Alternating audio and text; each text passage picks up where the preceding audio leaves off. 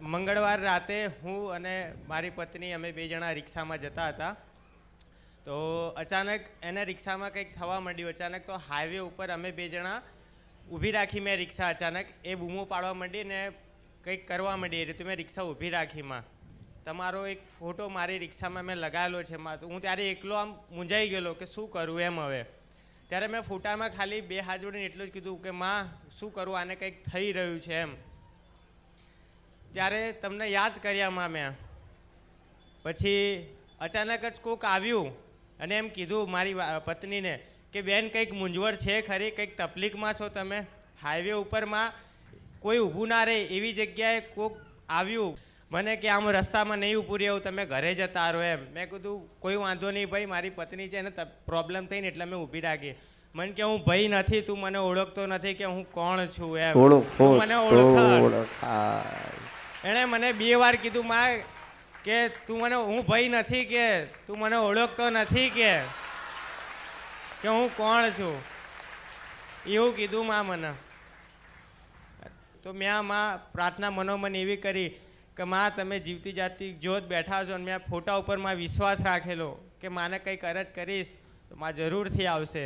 તો માં એને તકલીફ થતી હતી ને 8 મહિનાથી આવું જ થતું હતું કે બેભાન ભૂલી જાય ને કંઈક ને કંઈક કરે ને ઊંધું સીધું બોલતી હતી. પણ એ દિવસે માં તમને પ્રાર્થના કરી માં, તો એણે બધું મને કીધું કે હું અહીંયાથી આવી રીતે આવેલી છું અને આટલા મહિના થઈ ગયા મને, અને કે હું આટલા વર્ષ પહેલાં એક મરેલી બઈ છું, મારું નામ આ છે, મારા ઘરની કંટાળીને હું આત્મહત્યા કરેલી છે મેં એમ. અને હું આ બઈ જ્યારે રડતી રડતી જતી હતી તો આ એવું બોલેલી કે મને લઈ જા, મને લઈ જા. અને એ કે મારા જીવી જાની હાલત હતી તો હું ત્યાંથી એને વળગેલી છું એમ. એવું એ બેને પણ નામ આપ્યું મને. અને હાલ મારી જે રિક્ષા છે એમાં એ મેકેનિક એવું કહે છે કે 1 થી 5 કિલોમીટર એ ના ચાલી શકે, પણ મારી તમારો જ્યારથી ફોટો લગાવ્યો તો હાલ 1 રૂપિયાનો ખર્ચો કર્યા વગર મારી મહિનાથી મારી રિક્ષા વગર કોઈ ખર્ચે અને મને મારું ઘર પૂરું કરી આલે તો એ રિક્ષા કરી આલે.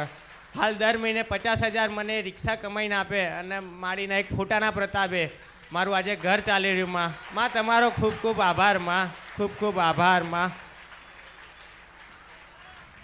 આ દુઃખમાં છું તો મને જગતમાં કોઈએ બધા છેતર્યા છે, પણ આજે કદાચ આ સતયુગ નહીં, આ મેરડી યુગ છે. કદાચ સાચું કહું ને તો આ મેરડી માતા બેઠા છે કે કદાચ આ યુગ ચાલે છે તો આ મેરડી માતાનો યુગ ચાલે છે. કારણ કે આ બોલશે ને બનાવશે અને વિશ્વાસ રાખશો તો મને જેવો પ્રમાણ અને મારો જેવો ભાવ રાખ્યો તમે બધા રાખજો.